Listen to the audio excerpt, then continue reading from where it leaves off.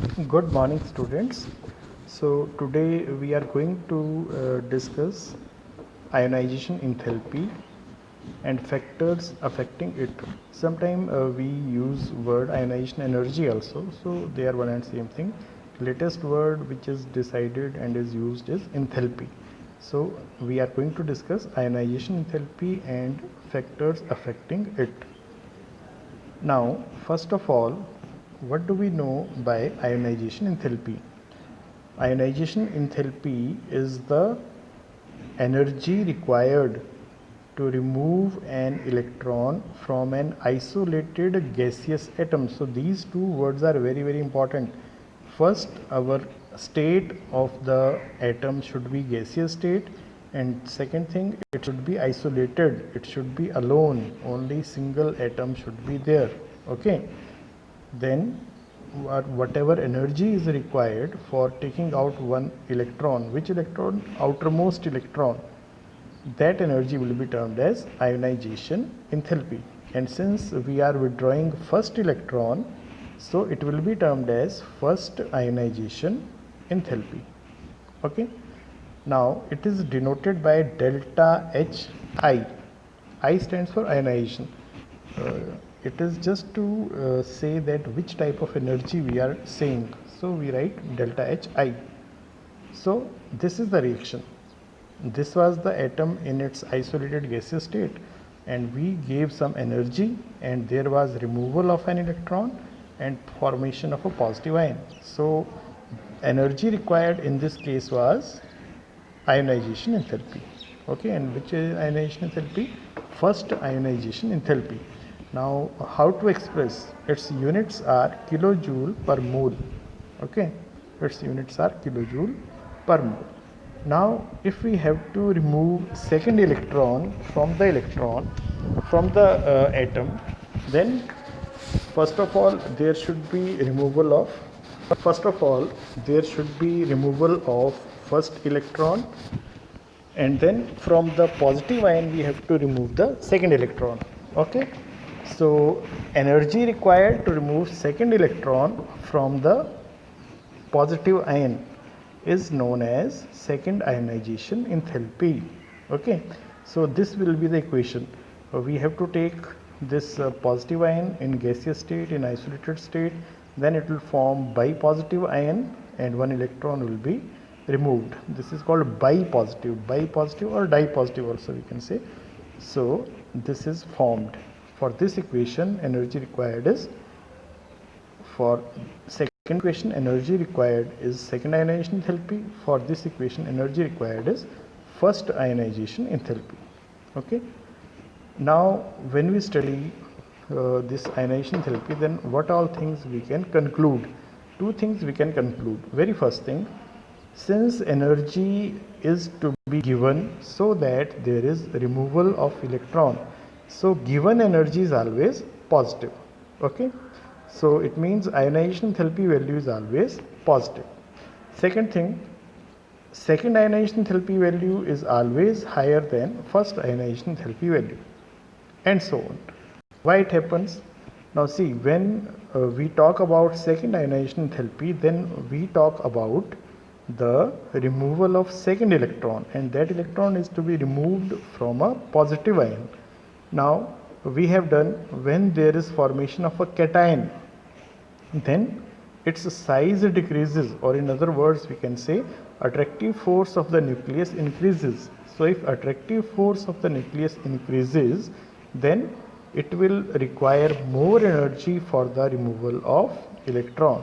So when we talk about second ionization enthalpy, its value will be more than the first ionization enthalpy. Similarly, for third ionization enthalpy, the value will be much higher as compared to second. So in general we can say, as we will go on removing one electron after the other, then energy required for doing so will be increasing. There will be increase in the energy. Okay, now next topic is how ionization enthalpy varies. Now for variation there are two trends. One is when we move from left to right in a period, and second is when we move from top to bottom in a group. So first of all, we will be discussing movement in a period. Okay, so first ionization enthalpy, it increases as we go across the period. Okay, now why it increases? Because as we move from left to right, or as we move in a period, then what happens? We can see the decrease in size, or we can see the increased attractive forces of the nucleus. So because of that, what happens? It becomes more difficult to remove an electron, or in other words, we can say that is more energy is required for the removal of electron from those elements. Okay, so when we will move from left to right, we will find increase in ionization enthalpy value in a period. So see, here we have taken this, we are moving from lithium to neon. So for neon we are getting maximum value. Why? Because it is having the most stable electronic configuration. Okay, and in case of lithium, they are highly reactive. Since they are highly reactive, so they need lesser energy for the removal of electron, because when they will remove an electron, they will form ion, and that ion will combine to form certain compounds. So here, because of their reactivity, they have lesser ionization enthalpy value, and here because of their non-reactivity, they are having higher ionization enthalpy values. Okay, now let us discuss similar thing for groups. Now when we move in a group, we move from top to bottom. Now in a group, what we see, there is increase in the size. Increase in size means in general the attractive force will be lesser. Okay, so what we find, the ionization enthalpy value generally decreases as we move down. Descend means moving down, as we descend in a group. So when we move in the first group from top to bottom, then maximum energy is for lithium and minimum energy is for cesium. Okay, so this way we can say it decreases as we move from top to bottom. Now very important thing, there are how many factors on which ionization enthalpy value depends. So there are 5 factors on which ionization enthalpy value depends. First is atomic size, then nuclear charge, then screening or shielding effect, then penetration effect, and then exceptional electronic configurations. So we are going to discuss these 5 factors one by one. Let us consider the first. First is atomic size. Okay, now see, if I am having 2 atoms, one is smaller in size and another is bigger in size, then the electron which is to be removed from the outermost shell, that is at far distance. In this case, if the size is more, then distance of the outermost electron from the nucleus is higher. So if distance is more, then it means removal of this electron will be bit easier because of lesser attractive force of the nucleus. But if size is small, then nucleus will attract it with more power. So removal of this electron will be difficult. Okay, so what we can conclude, that with the increase in atomic size, there is decrease in the ionization enthalpy value. Now nuclear charge. Okay, now see, suppose I am having these 2 atoms with comparable sizes. What the difference is, that in this case charge on the nucleus is suppose +9, and in this case charge on the nucleus is +7. So if they are of the similar size, then attractive force will be more in this case.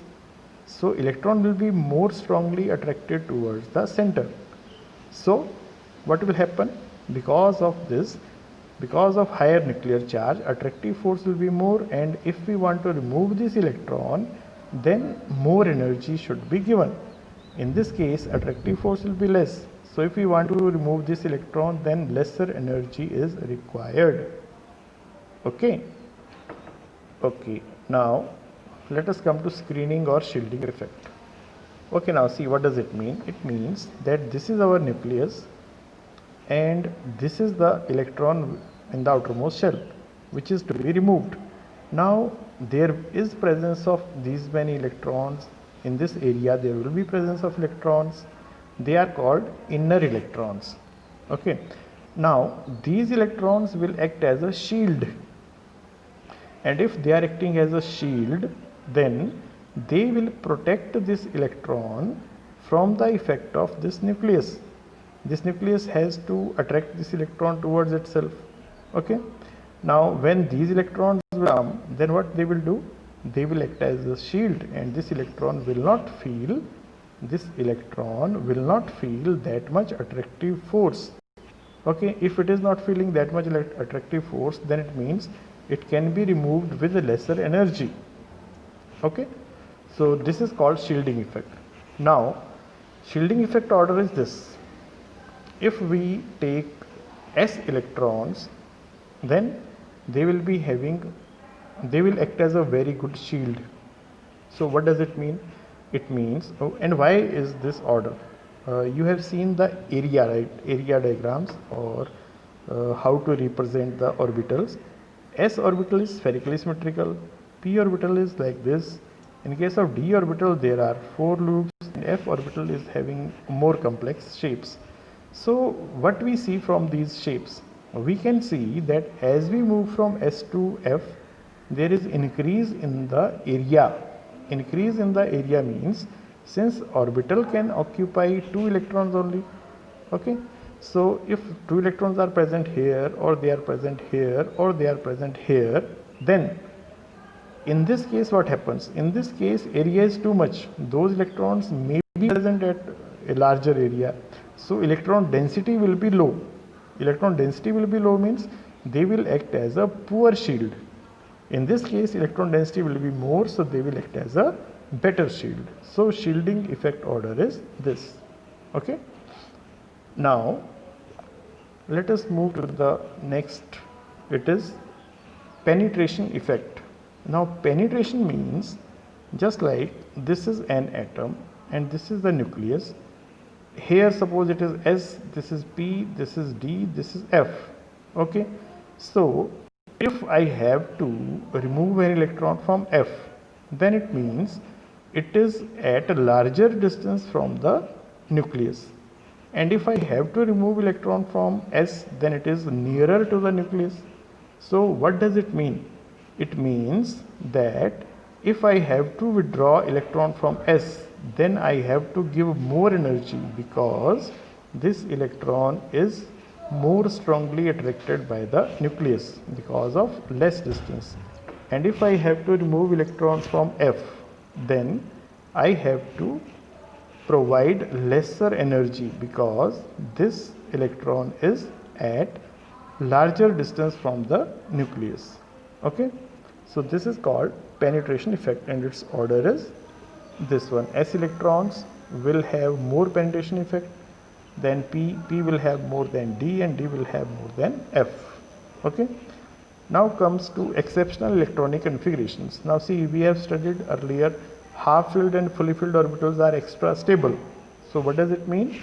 It means that if I have 2 atoms, one is having exactly half filled electronic configuration and another is not having the same electronic configuration, then half filled orbital will be more stable, so that will require more energy for the removal of electron.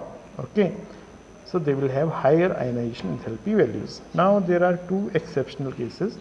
One, beryllium and boron. If we compare beryllium and boron, then ionization enthalpy value of beryllium is higher than boron. Okay, ionization enthalpy value of beryllium is higher than boron. So why is it so? This is because in case of beryllium, if we see electronic configuration is like this, 1s2 2s2, and electron is to be removed from 2s orbital. And if we see in boron, then electronic configuration is like this, and electron is to be removed from 2p orbital. So out of these 2 electronic configurations, if boron loses 1 electron, then it will come in more stable electronic configuration. Okay, so it is easier to remove electron from the boron. Okay. Okay. Now one more anomaly is there. It is oxygen has smaller degree of ionization enthalpy as compared to nitrogen. Now see why we are discussing these, because in general trends when we told that when we move from left to right there is an increase in ionization enthalpy, but here when we are moving from nitrogen to oxygen then we are getting the reverse thing. Okay, so why is it so? Okay, so now in this case the reason is exceptional electronic configuration. If we compare the electronic configurations of nitrogen and oxygen, then nitrogen has exactly half filled p orbital and oxygen has 4 electrons in its p orbital. So it is unstable. This is unstable and this is stable. So what will happen? If I have to remove an electron from N, then I have to give more energy. But in case of oxygen, I have to give lesser energy. Okay. So this anomaly is there. Now, whatever we have discussed, on the basis of this, you have to solve these home assignments. Okay.